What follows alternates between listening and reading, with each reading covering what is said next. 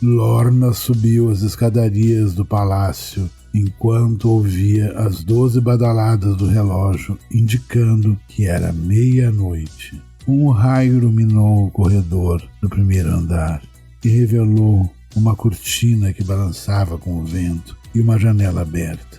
Quando ela se aproximou para fechá-la, avistou lá do alto um homem misterioso que cavava uma cova com uma pá. Sejam muito bem-vindos ao misterioso, ao fascinante e ao sombrio universo de Mondo Giallo.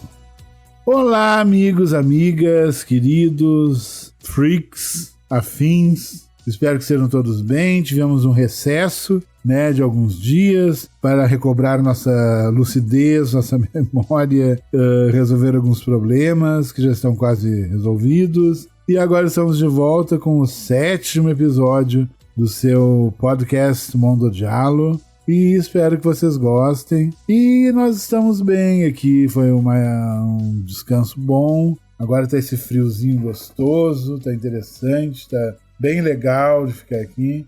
Tá um tempo que convida para se ficar em casa, ouvindo podcasts. É uma coisa muito boa, mergulhando nesses universos novos, descobrindo coisas, descobrindo filmes, que não existe nada mais prazeroso do que a descoberta de um filme, a descoberta de um novo diretor, com uma nova estética, uma nova forma de escrever, um roteiro, uma trilha sonora intrigante, diferente, uma fotografia rebuscada, ou fria, ou experimental, que mexe com os nossos sensorialismos e nos deixa perplexos diante de algo novo. O novo sempre é muito bem-vindo.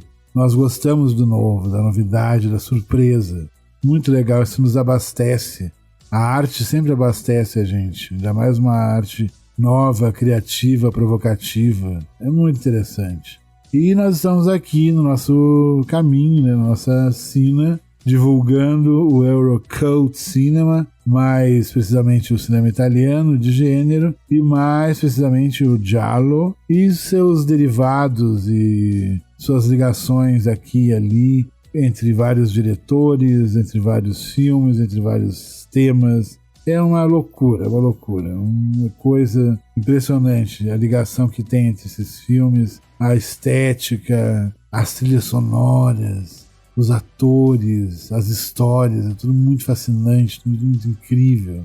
Eu me lembro, a primeira vez que eu vi um filme de giallo foi quando eu vi o Pássaro das Plumas de Cristal, do Dario Argento. Eu fiquei encantado com aquela história, daquela galeria, aquela abertura, com o nosso mocinho preso no vidro daquela galeria de arte, aquela mulher louca, não sabia se estava sendo morta, se ela estava surtando, e aquele cenário todo, e a música do Morricone, que filmaço! A fotografia do Vittorio Storaro, maravilhoso. Belo filme. Logo depois já vi o em VHS, acho que a primeira cópia que veio no Brasil do Profondo Rosso, do Prelúdio para Matar, que era uma cópia horrorosa, que cortava as laterais, tinham atores que não apareciam falando, só aparecia a voz dos atores, que estavam no canto da tela, um no canto esquerdo, outro no canto direito, e só aparecia a voz. Mas mesmo assim me impressionou muito o filme. E por aí foi descobrindo aqui e ali, com a precariedade que tinha na época, era uma época que você tinha acesso a tudo, mesmo com o que vinha nas locadoras, que estava ali disponível. Era o que estava ali, o que tinha ali, o pouco que se lançava no cinema. Tinha os cineclubes, muito mal e porcamente mostravam alguma coisa muito extraordinária. Muito pelo contrário, alguma mostra nos surpreendia com alguma outra coisa que, nossa, que a gente via, gente, isso é novo, isso é incrível. E com o tempo as coisas foram andando, foram se abrindo, as novas tecnologias foram chegando, e aí eu me lembro que veio o DVD, aí o DVD já modificou muita coisa mesmo. O DVD trouxe a possibilidade de resgatar filmes antigos em versões integrais, sem cortes, e começaram a ser lançados lá fora, daí alguém conseguia uma cópia, ou trazia o próprio DVD para cá, ou se achava em alguma loja ali perdido.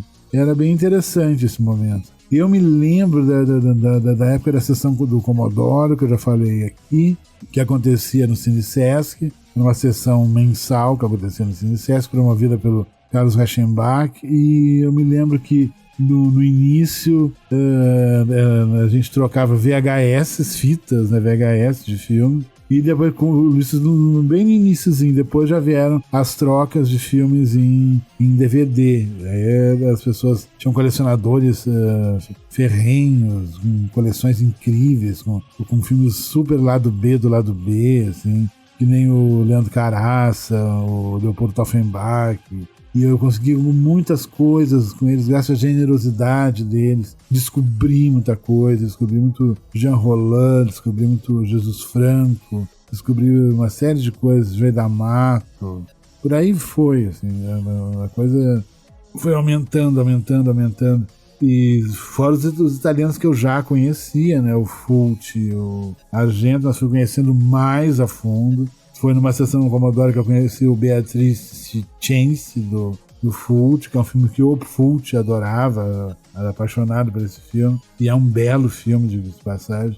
Aí a da formação começou, né? Aí já os filmes começaram a aparecer em profusão, sob várias formas. Os amigos colecionadores, havia as trocas. E aí foi um momento incrível, a gente tinha blog, a gente escrevia sobre os filmes, sobre o que era lançado, haviam discussões, brigas, era uma coisa muito fervorosa. Era uma época muito boa, uma época muito pulsante em termos de crítica e de discussão sobre o cinema. Uma época muito saudável, em que as pessoas que discutiam cinema conheciam o cinema, tinham cultura cinematográfica, não é como hoje, que uma parte considerável não tem a mínima cultura cinematográfica e discute cinema assim, a rodo, em tudo que é lugar, achando que tem razão. Mas são males da modernidade, né? Coisas da omeleteira, né? Os monstros que saíram da omeleteira e estão povoando o mundo. Assim. Mas vai se fazer o quê? Né? E hoje em dia também, por outro lado, há uma profusão maior de belas opiniões, de pessoas incríveis, falando, escrevendo coisas maravilhosas sobre cinema, sobre música, sobre arte de modo geral, e que também a gente aproveita, a gente ouve, a gente vai atrás. Isso é muito bom, ter, sabe, opções, várias opções. É muito incrível isso. E agora com essa questão de torrents, afins, está se conseguindo coisas assim que a gente nem imaginava. Assim. É uma época muito boa para esse colecionador. Muito boa mesmo. Embora o preço de um Blu-ray para ser feito no Brasil é muito caro, né? Muito caro mesmo. Tem uma Blu-rays aqui no Brasil, por exemplo, que são mais caros que uma edição, por exemplo, a edição 4K do Canibal Holocausto, gringa. Acho que é inglesa, maravilhosa, edição monstro, sabe? 4K, perfeito. Tá ali, é mais barato, colocando a ponta do lápis fica mais barato. E por aí vai, né? Muitas vezes eu já falei aqui, por exemplo, que em breve nós vamos ter episódios com convidados, e etc. Uma dessas edições com convidados que eu pretendo fazer é sobre o tema seguinte, bastante direto, simples e direto. O giallo é o pai do slasher. Hoje nós vamos ter uma espécie de aperitivo do que será esse episódio, futuro episódio, onde vai ser fisgado das profundezas dos anos 80, um filme maravilhoso, de um diretor incrível que teve um percurso totalmente diferente, fora do escopo normal dos outros diretores, que vem a ser o Deliria, Pavor em Cena.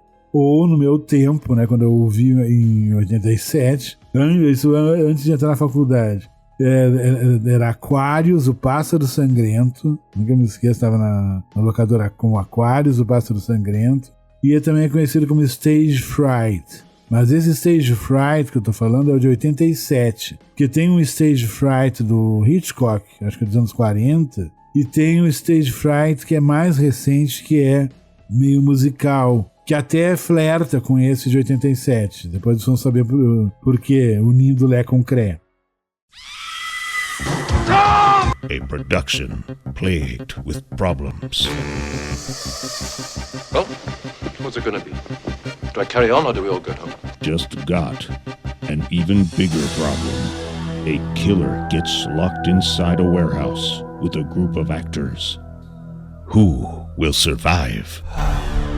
And who is the killer?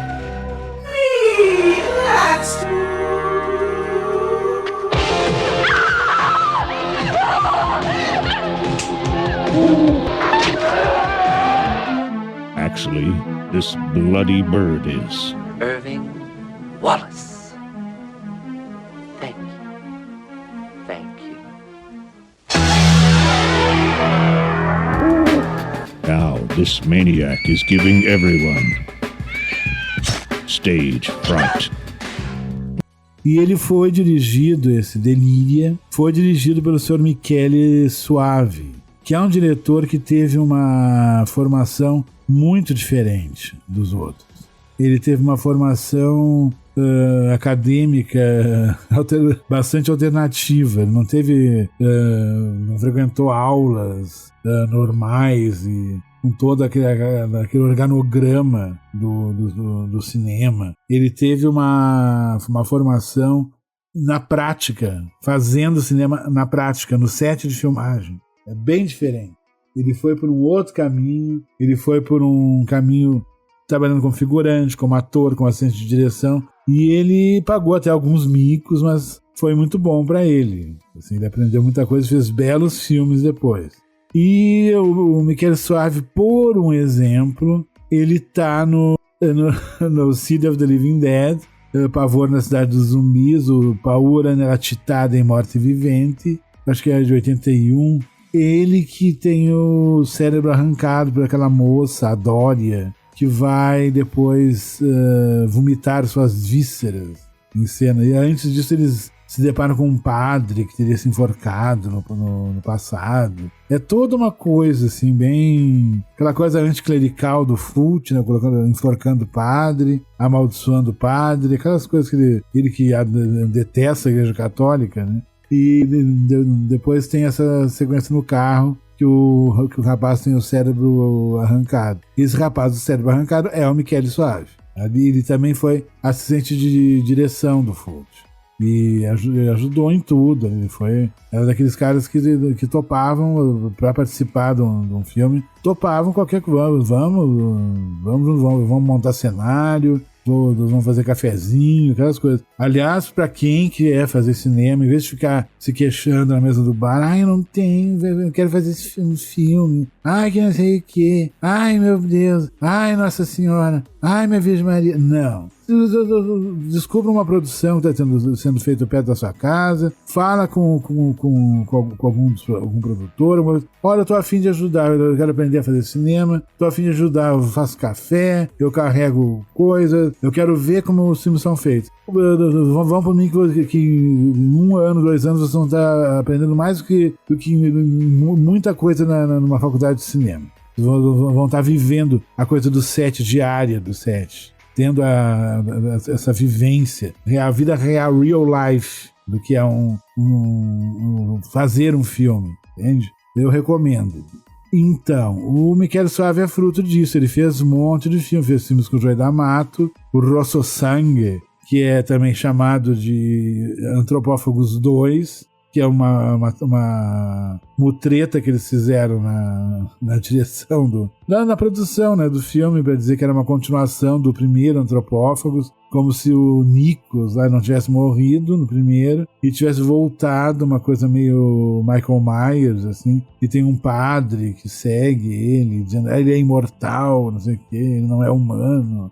E tem a cena da furadeira, que ele atravessa a cabeça de uma enfermeira. Depois tem uma cena num açougue, que é uma coisa meio brutal, que depois vocês vão ver uma repetição disso, uma citação disso no aquele filme A Fronteira, aquele filme francês. E por aí vai, né?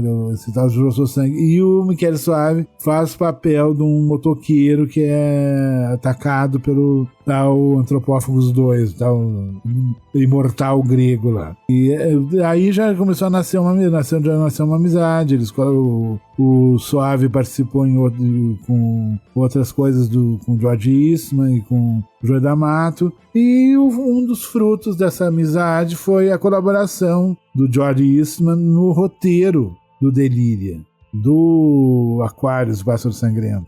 Ele colocou muita coisa no roteiro que vem da vivência dele no cinema mais marginal, mais violento do D'Amato. Ele conseguiu adaptar isso para uma produção dos anos 80, mais pop, entre aspas, mas colocou assim, aquele veneno gore, aquele veneno, sabe, subversivo na história. Ele não deixou o filme, sabe, morno, bem pelo contrário. Ele soube temperar bem o filme com alguns momentos bem brutais, bem perturbadores mesmo. Assim. E o George Eastman, ele trabalhou em podreiras, em trecheiras como o Porno Holocaust, tudo do Joey D'Amato, Porno Holocaust, Noites Eróticas dos Mortos-Vivos, junto com a Laura Genser, a nossa eterna Black Emanuele na América, Emanuele e os Últimos Canibais, ela. Trabalhou em filmes pós-apocalípticos, naquele filme da Queda de Nova York, do Sérgio Martino, ele tá lá, entre outras mil e uma coisas, assim, ele acabou trabalhando. Sempre muito fiel ao Joey D'Amato. E o George Eastman, que na verdade se chama Luigi Montefiore, ele foi o Minotauro do Satiricon do Fellini. Sim, ele mesmo. Se vocês verem ou reverem esse belo filme do Fellini, o Satiricon, o Minotauro que aparece em cena é o Luigi Montefiore, o George Eastman, ele mesmo.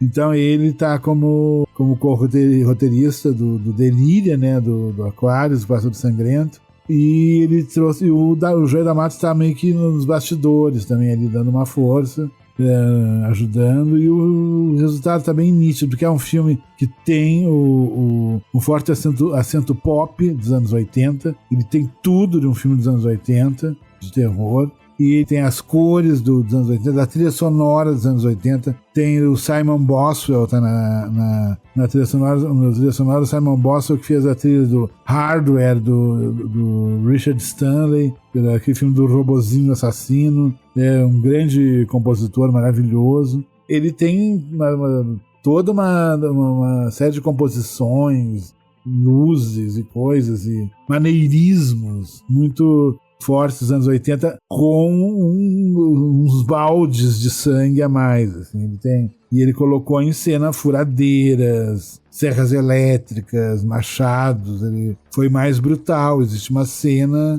em que, por exemplo, um incauto cai numa espécie de alçapão e ele é atacado com uma serra elétrica pelo assassino, e os caras em cima iluminam isso com um holofote, como se fosse uma iluminação, um holofote que é para iluminar uma cena, né, de maneira artística. Eles estão iluminando um assassinato com uma serra elétrica com esse holofote. E a trama ela lembra muito filmes como o Demons, por exemplo, e a Catedral, porque eles são atores de um musical que está contando a história de um assassino famoso que usava uma máscara de coruja. E tinha a segurança da coruja. E eles, por uma série de mal entendidos e confusões, eles acabam ficando presos no teatro com o assassino. A polícia está do lado de fora, mas ela acredita que ele não sabe que ele está lá dentro. E o assassino escondeu a chave. Eles estão trancados, incomunicáveis adentro com o assassino. Todo o elenco do musical. E aí começa um a um ser eliminado na melhor cartilha do todo slasher, até sobrar a nossa querida Final Girl. Mas o filme tem muitos elementos de diálogo também. É muito bem mesclado, tudo muito bem misturado. Tudo muito bem misturado mesmo. tem uma série de momentos de suspense, é muito bem realizado, ele segura o espectador de uma maneira muito forte. Muita técnica de narrativa, impressionante. A parte final que a gente acha que é o final do filme, é bem longa, é tudo até achar a chave, e até tudo acontecer, e até tudo se desdobrar, e até tudo se resolver, e até a última cena é tudo muito longo, e tem toda uma série de detalhes, uma série de surpresas. O filme se resolve nos últimos segundos, assim. É impressionante. E ele consegue manter esse suspense intacto até o final. É um filme que não tem gorduras, que não tem, ele vai reto e direto, do início ao fim. Ele não cansa o espectador. Ele é um filme muito ágil, ele tem belíssimas cenas de assassinato. Os fãs vão adorar, quem não viu ainda. E ele tem grande direção, uma direção muito precisa. Vale muito a pena ser visto, ser revisto. O nosso Delíria, Pavor em Cena, ou Aquários, o Pássaro Sangrento, ou Stage Fright, Aquários, tem vários nomes.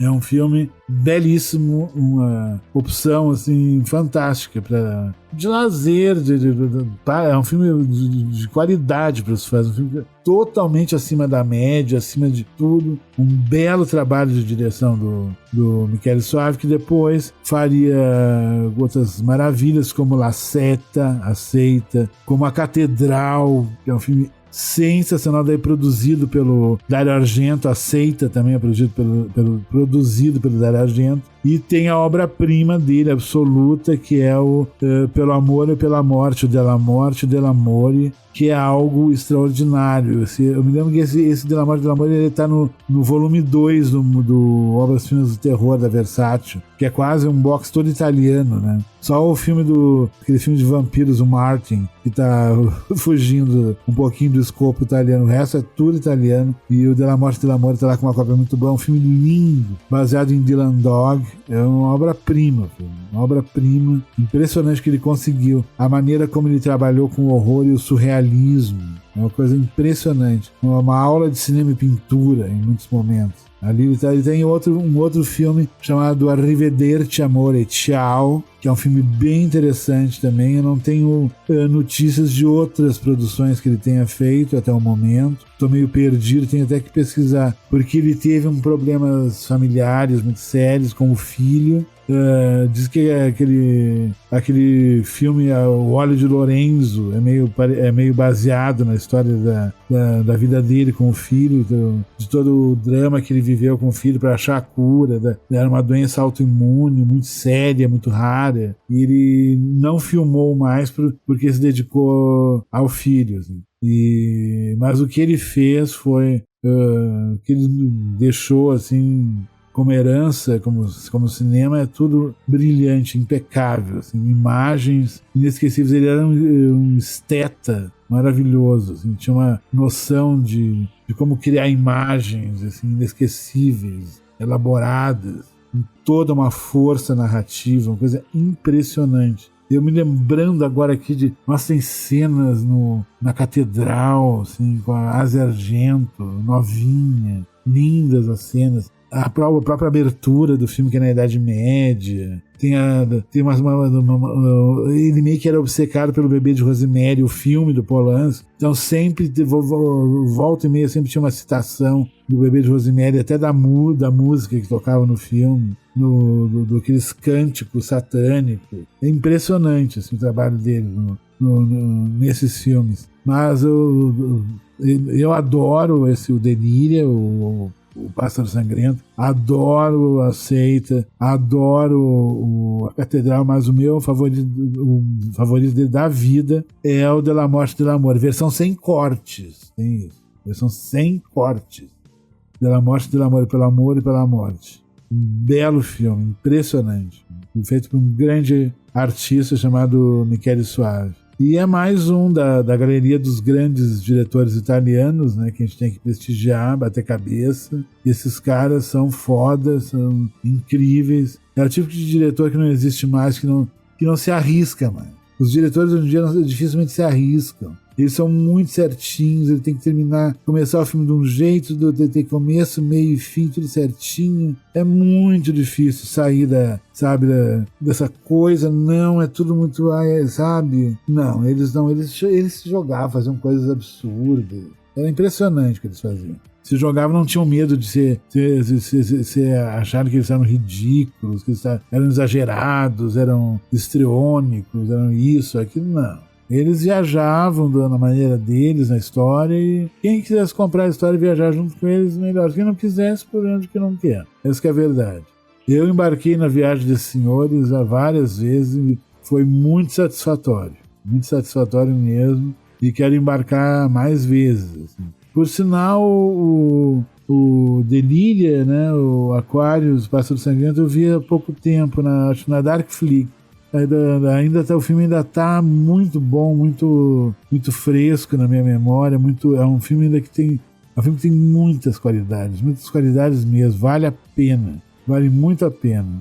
Para quem não conhece, vale muito a pena. E para quem gosta do terror, do cinema dos anos 80, a estética dos anos 80, as músicas, vale muito a pena. É bem interessante, tá certo? O que eu teria mais a dizer? Bom, o Mondo Giallo está nos principais tocadores de áudio, né, presentes nesse planeta. Por favor, prestigiem, ouçam. Se vocês estão ouvindo pelo Spotify, deem 5 estrelas, por favor, já ajuda muito, tá certo?